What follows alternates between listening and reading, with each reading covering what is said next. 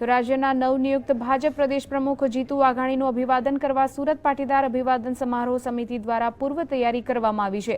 સુરતના ઉદ્યોગપતિ તેમજ પાટીદાર અભિવાદન સમારોહ સમિતિ સાથે જોડાયેલા મહેશ સવાણીએ પત્રકાર પરિષદ યોજી હતી, જેમાં માહિતી આપતા તેમણે જણાવ્યું હતું કે આગામી 8મી તારીખના રોજ રાજ્યના ભાજપ પ્રદેશ પ્રમુખ જીતુ વાઘાણી તેમજ રાજ્ય કક્ષાના અન્ય મંત્રીઓનો અભિવાદન સમારોહ સુરતના વરાછા સ્થિત અબ્રામા ખાતે યોજાશે, જેમાં કેન્દ્રીયના મંત્રીઓનું પણ સન્માન કરવામાં આવશે।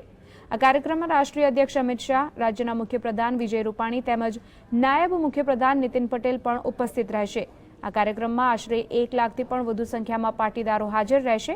તો બીજી તરફ પાસમાંથી નિખિલ સવાણીએ આપેલા રાજીનામા મામલે તેમણે જણાવ્યું હતું કે સમાજના મોભી અને સૌરાષ્ટ્રના લોકોએ સાથે મળીને આ અભિવાદન સમારોહ યોજવો જોઈએ।